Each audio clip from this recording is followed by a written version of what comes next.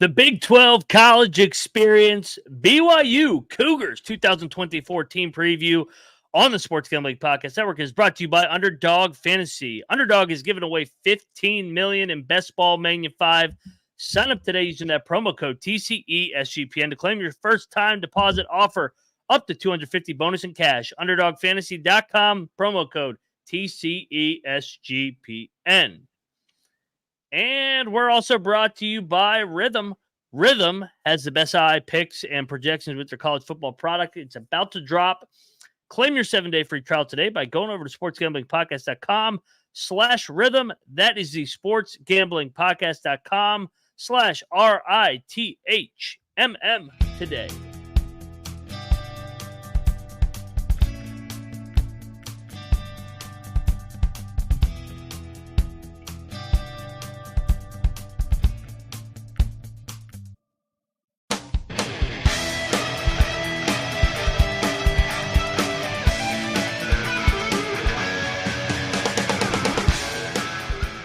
And welcome everybody into the Big 12 College Experience, BYU Cougars edition, baby. The Cougars are out, rise and shout, baby. Let's go, Cougs.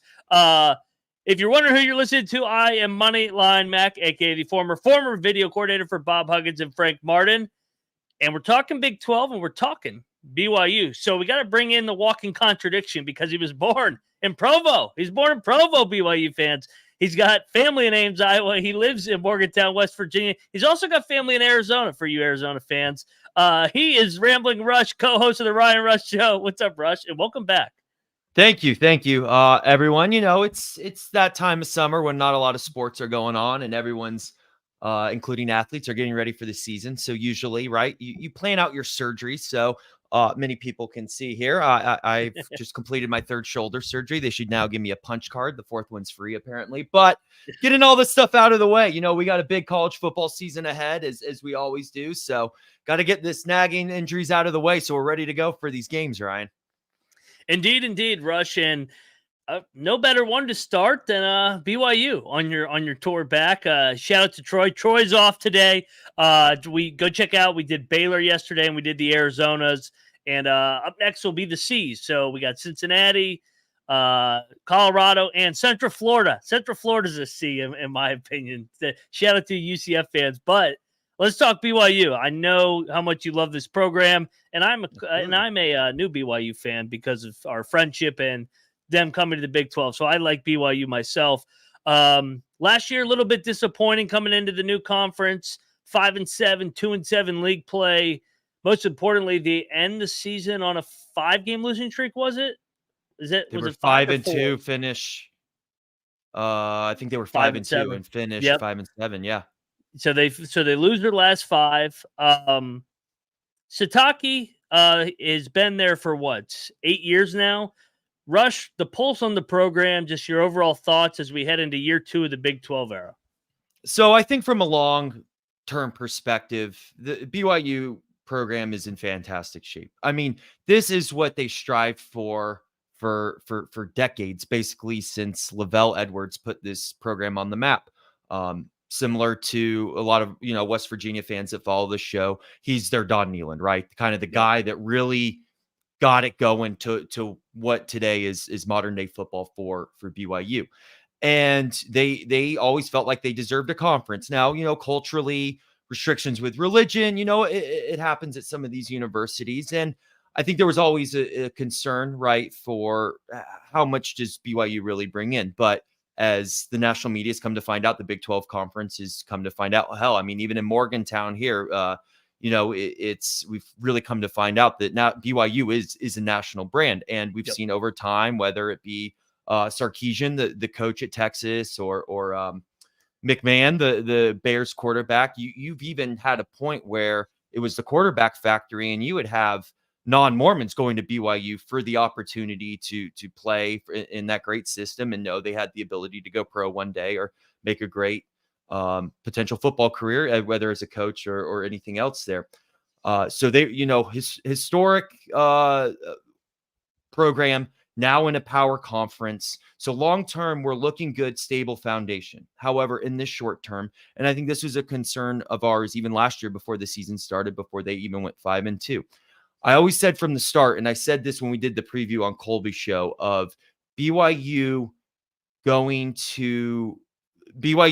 Sitake and Jay Hill coming in as their defensive coordinator, going from a head coach position at Weber State to being someone's assistant as a defensive coordinator. You can look at it professionally as, a lateral movement, however you need to look at it, but you are giving up being the head of something for someone's assistant. That always struck me as he's getting in line for Sitake to be done. And after being 5-2 last year and still not making a bowl game, when you had the opportunity to beat Oklahoma in Provo, when you had the opportunity to beat Oklahoma State in Stillwater, easily 2 games could have been 7-5 right there. You can't do that. And because you're in power conference now, the expectations are higher. And especially with the transfer portal now, BYU can be using that in a way to recruit. I mean, I just talked about Steve Sarkisian and McMahon. Those were non-Mormons going to BYU. Now they have the opportunity to kind of do what they did like Slovis last year, being like, I can't do the Mormon church for 3-4 years or the culture, but 1 year transfer portal, I can suck it up and deal with it. They need to be using that to their advantage. There is a lot of more money in the Mormon church, who owns BYU. It's not just affiliated. It is owned by the LDS church, and a lot of like the Romneys. There's a lot of rich Mormon, families out there.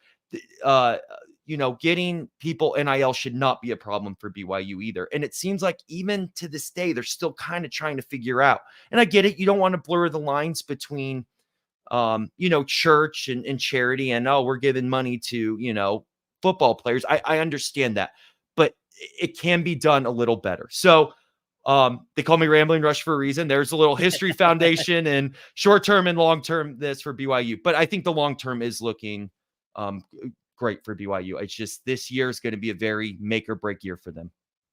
Yeah, they're not going anywhere. Anybody that thinks that BYU is going to be overwhelmed over time, I mean, look at their independent schedules that they played for all those years. That was like a SEC/Big 12 schedule with how many great opponents they had. Shit, they owned the Pac-12 for those years. Maybe they're the ones that single-handedly put the Pac-12 out of their misery with the way that they dominated that league over the last couple of years. Fun fact, since 1984, BYU has the same amount of national championships as Texas. So everybody thinks Texas was such a big loss. BYU has just as many, and Oklahoma only has 2. So BYU, proud program.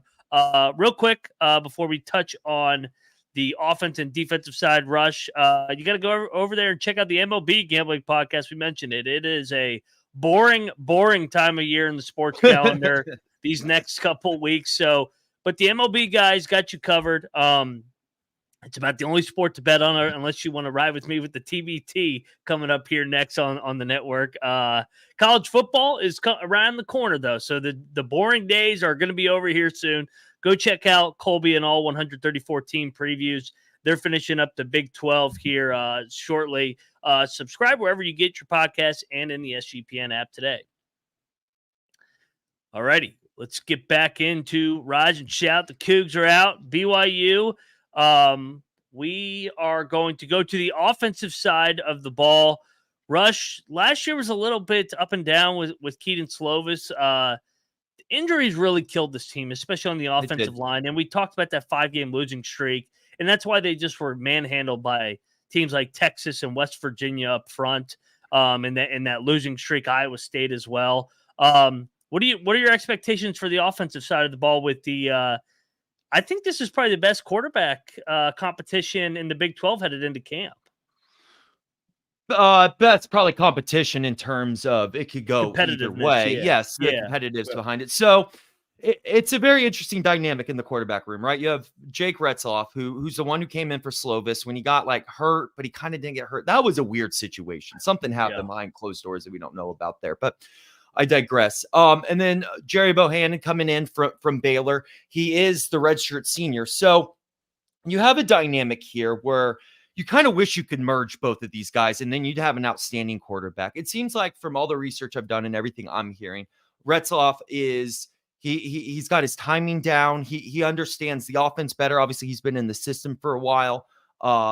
and kind of, maybe understands the X's and O's a little better. Gerry Bohanon is the athletic, huge, built very well, someone that the way you want a quarterback built, someone that can take hits, and especially when you do have concerns with your offensive line and history injury. But to me, I don't feel like if you're Bohanon, like, and you're transferring to BYU, kind of a different of a culture, like, you're not going there to be sitting second string. You're going there thinking that you're gonna start.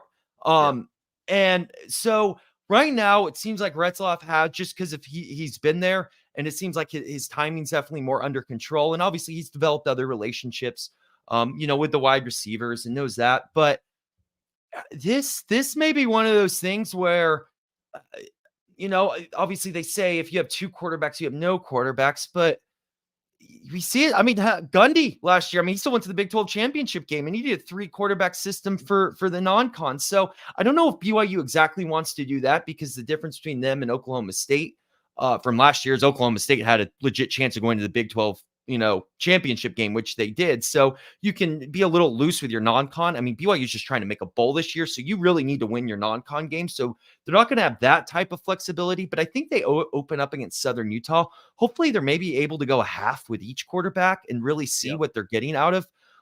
So you may see a little about the start, kind of a 2-quarterback type system in a way. But if Bohanon can get, his timing down and really kind of get comfortable in the system, he should be the guy.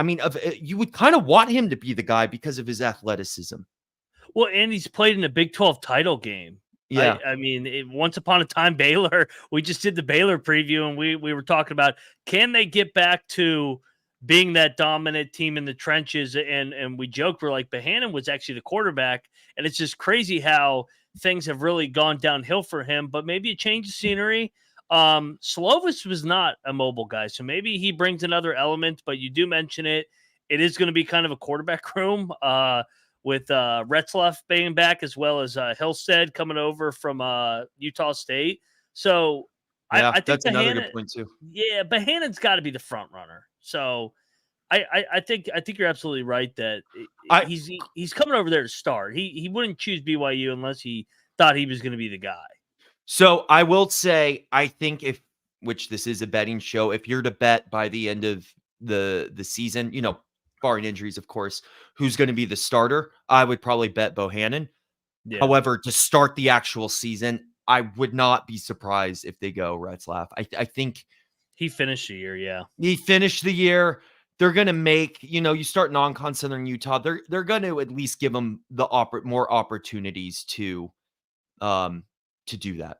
So, but it doesn't matter who starts the beginning, who's starting the end and getting you wins. And if Bohanon can kind of get settled in and be the quarterback we know he's capable of, that's everything BYU's hoping for.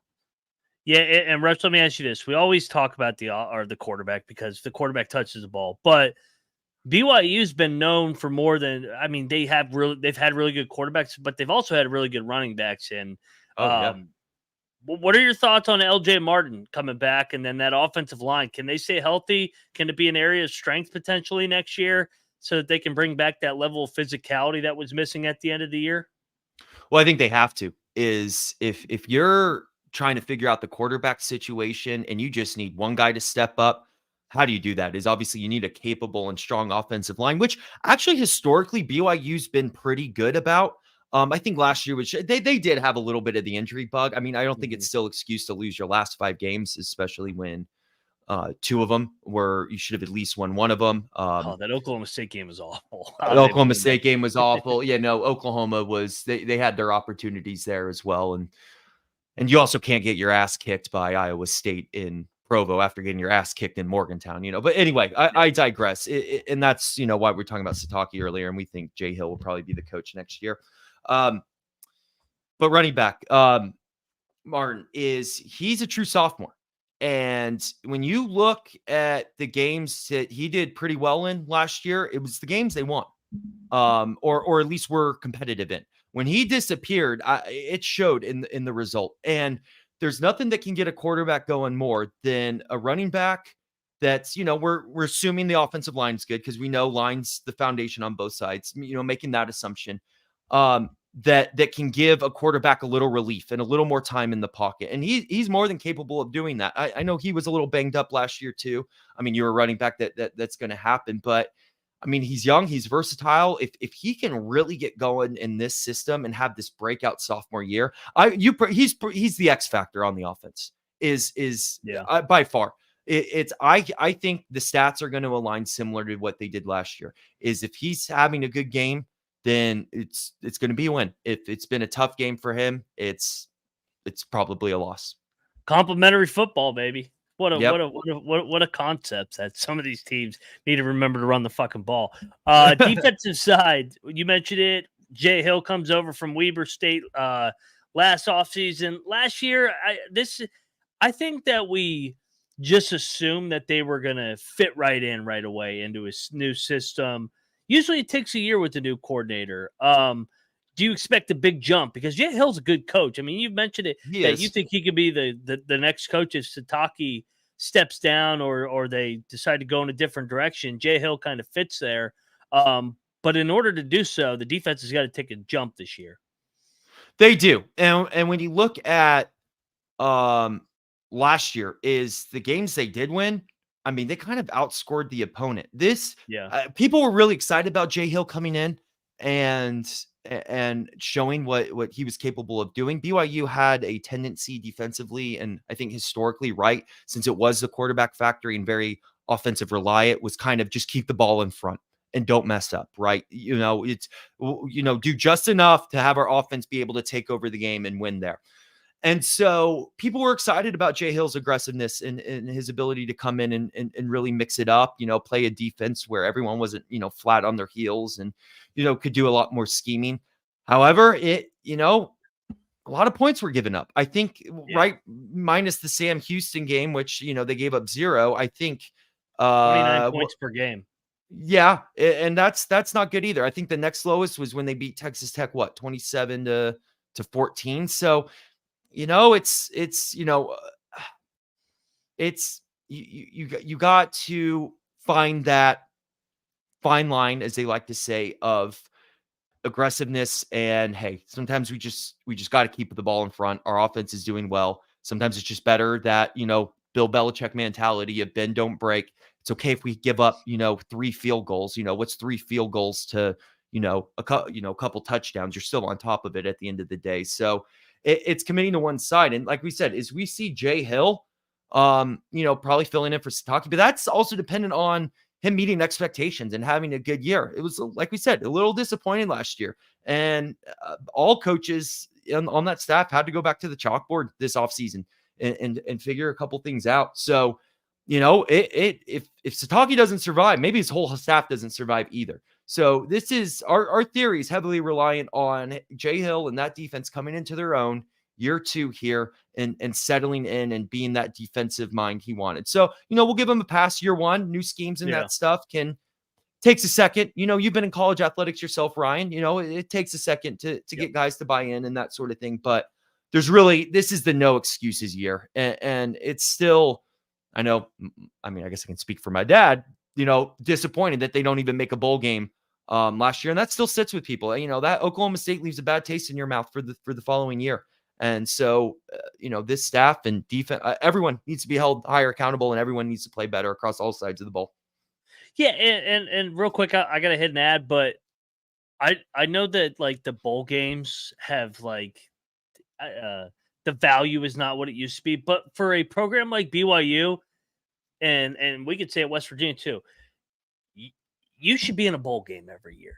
Like BYU should be in a bowl game. Going 6-6 is bowl eligibility. So, and Jay Hill is Kyle Whittingham disciple. So their defense should be able to bounce back. So real quick, let's talk about Underdog Fantasy. They just launched their college football best ball product. First place wins $20,000 plus their new high lower pick'em that allows 8 with an opportunity to win 325 times their entry. Best Ball Mania is live with $15 million in prizes. Yes, baby. We're going to have best ball lineups all year long. So make sure you're subscribed to the college experience. And we're giving out underdog picks daily once we get to the college football and basketball season. sign up today right above me. Which way is it today? There you go. There it is. TCESGPN. So that you can claim your special pick and first time deposit. Offer up to $250 bonus in cash. UnderdogFantasy.com. Promo code SGPN. And we're also brought to you by, hey, Russ, Game Time's back. Game Time's back. Nice. Bigger, better than ever. Love Game Time. Absolutely love Game Time. Everybody in America is getting their ass kicked by inflation. So if you gotta save a couple bucks and attend a ball game, get on over there to Game Time. Russ, you love Game Time. I do. My favorite part of the app is the ability to kind of see your seats, like where you're going to be sitting before the game, especially if you're going to a game at like Fenway Park. Nice to know if there's a pole in front of you or not, right? But Game Time's absolutely, definitely the cleanest app, the best way to see your seating. It's so easy. So, I've been a fan of it since its inception and been using it since. So I love when they sponsor. It's easy to plug them because I use it myself. Absolutely. Rush and I used it last year in Vegas, for example. We used it many other times. But make sure you use that promo code. What I did, promo code SGPN to get $20 off your first purchase. Terms apply again. Create an account. Redeem code SGPN for $20 off. Download Game Time today. Last minute tickets, lowest price guaranteed. Alrighty, we are back talking BYU Cougs. Shout out to the chat. James has 7-3, so I guess we're gonna have some COVID cancellations. There's 12 games, James. So 7-3 be a great start if that's what it is through 10 games. Gillis says that the Big 12 is not a power conference. Well, if they're not a power conference, then I guess just the SEC and the Big 10 are the only two. I think so. There's some people that want it to be that way, the AFC and NFC. But yeah, do you have anything to add to that? I think we're pretty sturdy at number 3. Yeah, I think someone's just trying to get us fired up. I will say, though, the non-con, and obviously we already did this episode, especially that week 2, we'll find out how the capability of the Big 12 conference here in the first couple of weeks, especially West Virginia versus Penn State. That's I know that's our school, but that's a game that's very important to the Big 12. Absolutely. And all those road games, I think, was week 2 is what we spotlighted. So a lot of bragging rights. We do have a seat at the table. We do have a first round bye, whoever it is, whoever gets to win this great league. Hopefully we can get 2 in. Yormark talked about that at media days. Sure. There's a path to getting 2 in, but that second team's going to have 2 losses or at the very most and have a good non-con showing. So, could BYU be one of those teams? Probably not. Odds say no. The over-under set at 4.5. 75-1 to win the Big 12, which is tied for last, which is kind of surprising and we disagree with. 750-1 to win the national championship. Do not bet that. They're not winning it all as much as we love BYU. First look at it, Rush. I like the over. We're going to go game by game and talk about the scheduling spots, but I like the over. First thought. You? Yeah, I think we've talked about it. Sports has a weird way of evening itself out where BYU probably should have been 7-5 last year, and this year probably not as good. So I could see him going 6-6. I think that's right. Obviously we'll go the schedule here, but you got to go 3-0 in your non-con, which you can. And it's not, we know who has the hardest Big 12 schedule, team right behind me.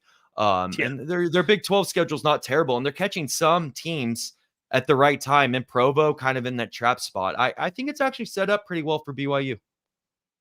I agree. Yep. And let's real quick before we do, we dive into the schedule. I forgot to read this off when we were talking about returning production portal. Phil Steele's experience rank 31, so they are an older team. Bill Conley's production rank is 55th, so kind of in the middle. Probably would lean more of a veteran team. They do return 14 starters, 7 on each side of the ball. So, yeah, in this day and age, they're on the older side of teams, and that's usually what you expect with BYU. So, let's break this up. First off, they're going to beat Southern Illinois week 1, correct? Southern Illinois? I thought it was Southern Utah. It's Southern Illinois. It's the Salukis. Oh, geez. Yeah, Southern Utah played Arizona State last year. That's who they played. They are playing Southern Illinois. I was also going back between 20. We're spending too much long on this team. Yes, that's a win. If not, Sitake might be gonzo already. Yeah. All right, so I want to break this up here. They have a double. This is brutal. They have a double road spot at SMU at Wyoming. The SMU is a Friday night game in Dallas. That's going to be a hard one to get because SMU is fucking going to be, I think, good again with that offense. And then Wyoming's an old rivalry. Do you think they split this, or can they win both of these? I believe it or not, and this isn't the bias in me, I actually think they win both of these. And here's what I'm going to say is, for some reason, historically, they've done really well against SMU. And here's something funny. Like I said, my dad went to BYU. My grandpa actually went to SMU. Yeah. So another team to add to the Bishop legacy, right? So my grandpa went to SMU, and what was it that I think it was like the Holiday Bowl in 1980 is that famous play when BYU threw up the Hail Mary. It was against SMU and they won. And then they played 2 years ago, and it might've been the Holiday Bowl again, where they won at the very, I forgot, Yes. Did they go for a 2 and win, or did they stop them from, it was a game that went right down to the I know wire. what you're talking about. Yeah. I'm trying to remember. It might've been the Vegas Bowl. They all, at this point they start to run together. Right. But it sounds weird, man. BYU's usually, you got to worry about them more later in the season. They get up for these type of games. They get up, especially when they go to Texas, the state of Texas. They usually do pretty well. I like this game against SMU, and then I guess I'm leaning more towards 2-0, but I wouldn't be surprised if it's a split. I could see them. I could see them picking off SMU, then dropping the Wyoming game. That Wyoming game is going to be hard. It's hard. Old school rivalry. Whack. Yeah, especially with the back-to-back road spot. I just can't see them winning both. I got them 2-1. You got them 3-0 or 2-1?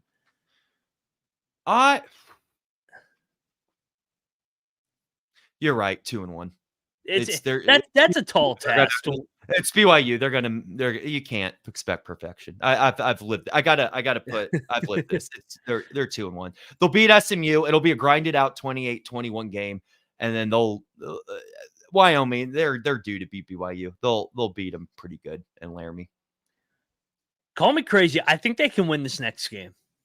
That's why I'm saying 2-1.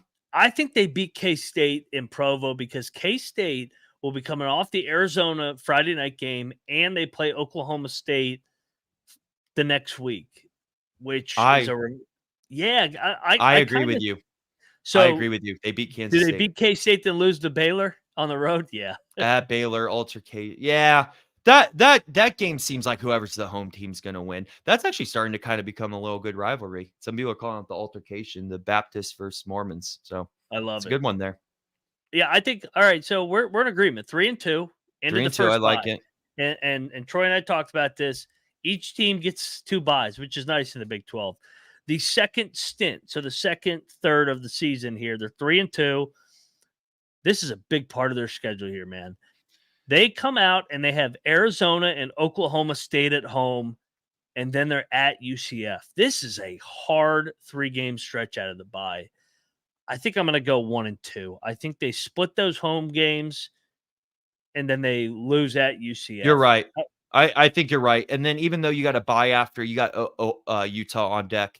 I think what they do is I think they beat Arizona because they have hit. I know it's obviously we're seeing an Arizona team that's a lot better than it's been in the past couple of years. Historically, they beat Arizona.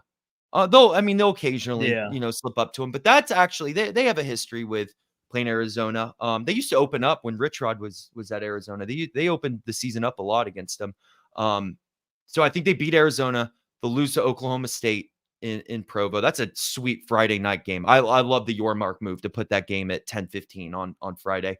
And then, then they lose in Orlando, which I think is going to be a solid travel spot for BYU. Obviously, Disney and out there. You'll see a good bit of BYU fans at that game. Which game's a Friday night? Friday, October 18th against Oklahoma State, 10:15. ESPN. Oh, my guide is wrong. This is beautiful. I've seen it on ESPN now. Yes, that is. Yeah. That's a great Friday 10:15 game. Fantastic. Yes, this is yes. They must have flexed this when this guide was made. So, yeah. So we got them at what then? 4-4 with 4 to go. 3-2 to I thought it was start. five. Let's see. We had them winning 3-1, We had them 3-2 3-2 in the first. Yep, 5. 4-4, 4 to go. Yep, I think that's about right. 4-4 Kind of with a 4 to go. hard, this is kind of hard. This is a hard schedule. The more and more I look at this, They end pretty well. We'll get to it. Yeah. And because at next we have at Utah November 9th. And I mean, that's the Holy War's back. And when it's a rivalry game, when these two play, throw the records out. It doesn't matter. And let me check. Is Utah off the bye as well? They got a tough game before that. I'm trying to remember. Utah's off the bye. So who do they have before that and after that? At Houston. They're at Colorado the following week. Okay. By the way, you are catching Oklahoma State coming off a bye, and you'll be on a short week. So that is advantage Oklahoma State. And then UCF, they'll be coming off the Ames trip. So I think that we both have Utah beating BYU, right? No. Why would you joke like that? They have the better roster, man. I can't give this to BYU in Salt Lake. Hey, they call it the Holy War for a reason, man. It's just pray. God will pick his favorite this year. So all right. So does that mean you have them losing to Kansas next week then? Yeah, I'll split this. Yeah, they lose to Kansas, beat Utah. I'm going to give them the Kansas game because they should have beat them in Lawrence last year. They should have. They gave that game away late. I thought that's when I was starting to buy into BYU. I thought early in the season, I was like, man, BYU looks the part, and then the injury bug fell apart. So we both got them at 5-5. Final 2 games. Can they get both of these at Arizona State and the Houston game? They're not winning both of these games. This is a BYU. This is a very 6-6 loss. Yes. Right now. I'm going to say our prediction is Houston kind of starts getting it going into the year. So we'll say a loss against Houston, and then we'll say they beat Arizona State. This is feeling like a very 6-6 year, which, like I said, that's probably enough for Sitake to keep his job another year. It's a bowl game or not. That's going to be the line for him. He makes a bowl game, they'll give him one more year to see, but you need to improve from that. You can't be going 6-6 again next year, especially with a wide open Big 12. But I think 6-6 is right. I think they finished 6-6. I could see 5-7. They do have some toss-up games that we gave them. Real quick, we'll talk floor and ceiling. But first, we got to talk about Rhythm. If you're not checking out AI picks with Rhythm, then you're freaking missing out. They dominated the British Open, and now they're ready for the college football product that they're about to drop. You can customize your own betting models using Rhythm's tools today. Claim your 7-day free trial today by going over to sportsgamblingpodcast.com/rhythm. That is the sportsgamblingpodcast.com/RITHMM today. And we're brought to you by Circa. Circa Survivors, Circa Millions, baby. Best place in America. They're back bigger, better than ever before. $16 million in guaranteed prizes. Pick 5 NFL games ATS each week and participate in the Gauntlet Survivor Challenge. Ryan and Sean will be out there a month from now, August 22nd through 24th. Sign up between now and September 7th and use the proxy code SGPN so that you get $50 off with the promo code SGP. I love Circa. Circa's it's the best, man. If anybody watching the show and you get out to Vegas, you got to get the Circa Sports. There's no place like it in the world. Sincerely. Dude, if you like sports betting, if you're watching this, you're probably like sports and sports gambling. But if you like pool, good looking women, it's just a great place to have fun. I mean, it's got everything at that fucking place. I love Derek Stevens in that place. So, and Beeson's there, which is good guys as well. So, Rush, we're both on the over. I think we're both pretty confident that they're going to find. They're going to go 5-7. Now, what's the worst case? Let's play the doomsday. What could be the absolute worst scenario here? I would say, what's that? 4-8. I think that's the floor. Like you only beat Southern Illinois. You go 1-2, lose to SMU, Wyoming. And then I think actually 3-9 actually could technically be on the table. Though I will say BYU always wins one game they shouldn't, where they're under. Like they always figure out like a one game I'll go, probably technically you're right, but I'll say 4-8. Because how many games are they going to be favored in? Wyoming? But Wyoming They might will be be favored against SMU. No. I got SMU pulled up. They're like an What 11 is point that? underdog. They They're love 11 points. They're people are high as shit on SMU. Oh, geez. Yeah. That's a BYU money line game. I would take that right now. You're right. And then they're going to go and lose. And then everyone's going to be on BYU and then they're going to lose in Laramie. That's what? Yeah. Favored in. They'll probably be favored against Arizona State. Yeah. Against Houston. That might be it though, man. If UCF and Baylor went away, that would be a little different. Yeah. I think that those are the only three that they're going to are in Southern Illinois. Yeah. So there is a scenario where if they don't get the quarterback position 3-9, but I can't see that. Actually, I can't see them going worse than 4-8. I think it's 4-8. Yeah. Ceiling, I think 8-4. I want to say 8-4, but I think it's 7-5. I mean, we both think what, but they're probably going 6-6. So yeah, I guess just split the difference: 4-8, 8-4. 8-4 just seems so hard. The path to 8-4, yeah. The path for 8-4 win all 6 of your home games. That's the first one. So you go 6-0 at home, and then can you steal 2 on the road? Wyoming, and then at Arizona State.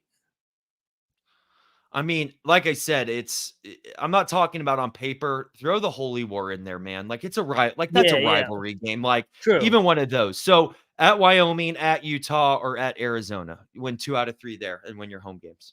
Yeah, that's the most doable.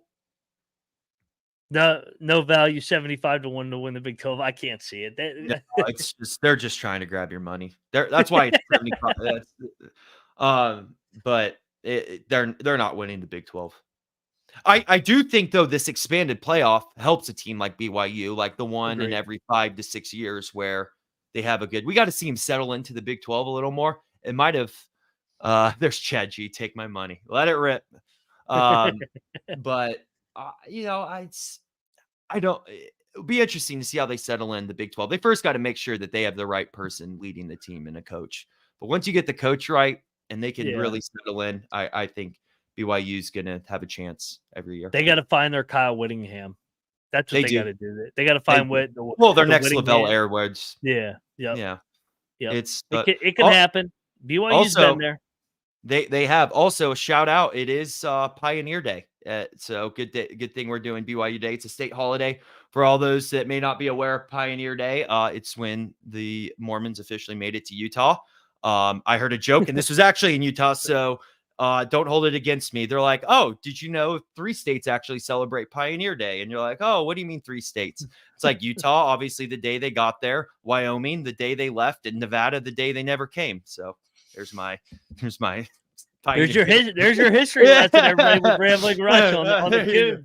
But yeah, state holiday. You know how we have, what is it, June 20th here? That's their equivalent. July 24th in Utah. So happy Pioneer Day, everyone. Happy Pioneer Day. Chad G's talked about the Mormons visiting Morgantown last year. Football was not a good trip for them. Basketball was a good trip for the Cougars. Hey, you remember this? Yeah. When Morgantown became Mormon. We still have that saved, Chad G. Thank you. Yeah, there you go, Chad. Shout out to Chad G. Great guy. He's a Colorado Buffalo fan. And he's a Colorado State. Yeah, he likes Colorado State Rams too. So, all right. So this was preview number 4. We enter the C's next up on deck. Tomorrow we got the Cincinnati Bearcats. We got to get Troy back on. This is Troy's favorite team. This is to talk about Emory Jones and Satterfield. So, guys, make sure you go subscribe to the Main College Football Experience with Colby, Nick, and Patty.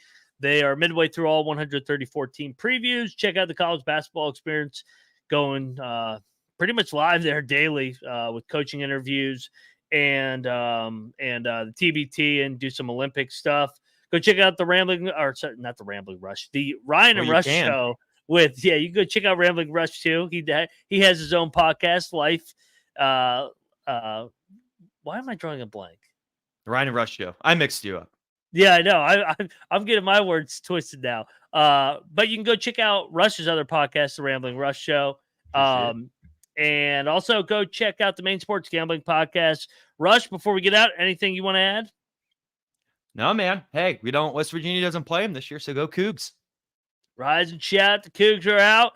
He is at Rambling Rush. I am at Moneyline_Mac. We are the Big 12 College Experience. And we'll see you tomorrow. We are out of here.